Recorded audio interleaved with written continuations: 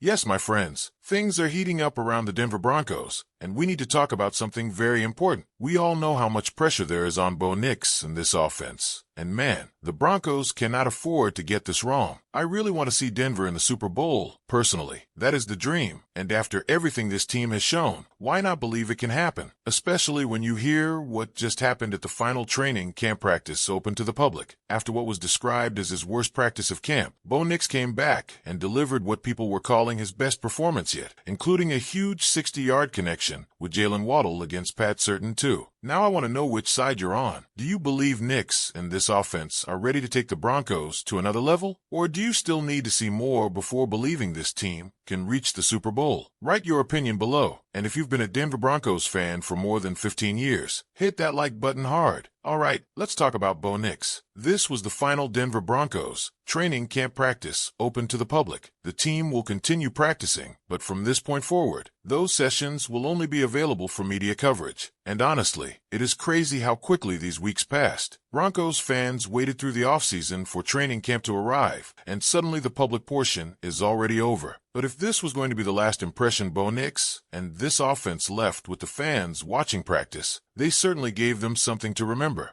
The previous practice had been a completely different story. According to the information coming out of that session, Denver's offense struggled badly. Bo Nix had what was described as his worst day of training camp. He threw interceptions, took sacks, and the entire offense looked slow and ineffective. Things even became physical. There was a fight during practice after Nix got hit, became angry, and threw the football at Malcolm Roach.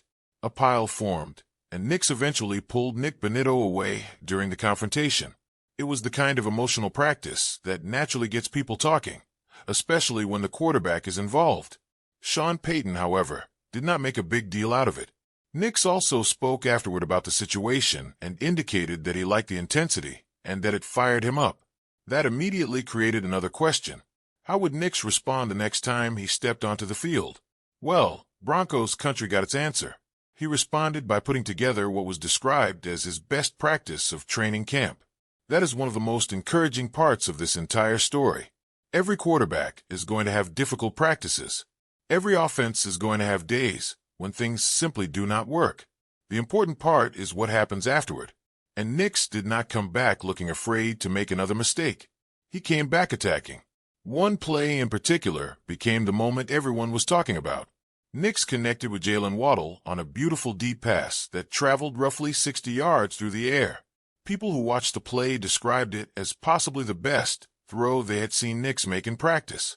One person compared it with the memorable throw to Marvin Mims against Cleveland as one of the biggest throws they had seen from Nix. Think about the circumstances here. This was not Nix throwing against a collection of backups. It was good against good. And on the other side was Pat Certain too. That matters because everybody around this team understands exactly what kind of challenge Certain represents. Yet Waddle was able to get behind him, and Nix delivered the football deep down the field. Unfortunately for Broncos fans who wanted to watch the play afterward, Sean Payton was not interested in allowing the video to spread around. Media members had captured the play, and Payton was asked whether they could release the footage. His answer was essentially no, because scoring a touchdown with that play in an actual game was more important than giving everyone the story right now.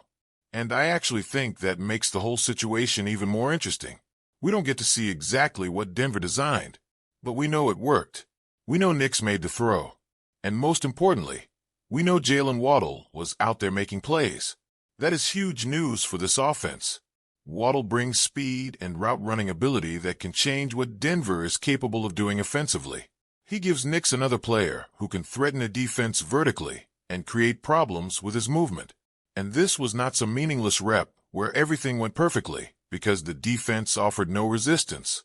He beat Certain. Certain was asked about the play afterward and basically treated it as something that happens in football. But from Denver's perspective, having an offensive weapon capable of producing a play like that against a defender of Certain's level is exactly what you want to see. Because we already know what this defense can do. The exciting question is what happens if the offense begins matching it. According to the information discussed from camp, Denver has reached the playoffs in consecutive seasons with the defense playing a major role in those runs. The defense has been the foundation. Now imagine adding a legitimately dangerous offense to that formula. If this offense develops into a top 10 group, while the defense remains among the very best in football, suddenly you are talking about a team with the ingredients to compete at the highest level. And that is why this final public practice felt important. It was not only one deep ball. Nix was making throws all over the field. Evan Engram also became involved.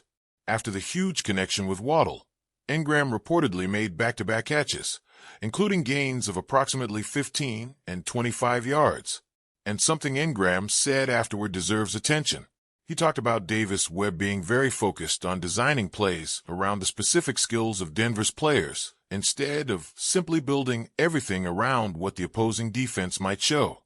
That idea sounds simple, but it could become very important. You have different offensive players who can win in different ways. So the question becomes, how do you put those players in situations where their individual strengths become difficult for a defense to handle? The offense had its moment. The defense had its moment. Nix bounced back. Waddle showed his speed. Engram was involved. Dobbins was practicing. Mims was practicing. And the defense continued creating takeaways. That is about as good a combination as Broncos fans could ask for at this stage. Meanwhile, there was also an interesting situation developing with an AFC West rival. The Chargers lost their starting center, and while the exact length of his absence had not been officially stated in the information discussed, Jim Harbaugh's reaction to the injury became a major talking point. And there is an important distinction here. Nobody should celebrate another player getting injured. Injuries are one of the worst parts of football. But the reaction of a head coach when adversity hits his team can tell you something about how he handles difficult moments. Harbaugh appeared extremely discouraged while discussing the situation. During his appearance on the Pat McAfee show, his body language and demeanor stood out. McAfee even commented afterward that he had never seen Harbaugh look that down. Harbaugh used the expression that he had his dauber down. It was a strange phrase, but the bigger point was the mood. And that created a comparison with Sean Payton. When Denver faced its own major adversity after Nix went down following the Bills game, Payton's public response was very different. His message was confidence. Jarrett Stidham was going to be ready. The team was going to be ready. There was no sense that Denver's season had to collapse because something had gone wrong. And according to the information discussed, that confidence carried Denver incredibly close to the Super Bowl, with the Broncos eventually losing the AFC Championship game 10-7. 3 points. That is how close they were. And whether you agree with every decision Payton makes or not, that kind of confidence from a head coach matters. Players watch the coach. Assistants watch the coach. The organization watches the coach. Fans watch the coach. When something goes wrong, everybody wants to know whether the person leading the team believes there is still a path forward. Payton has shown that belief.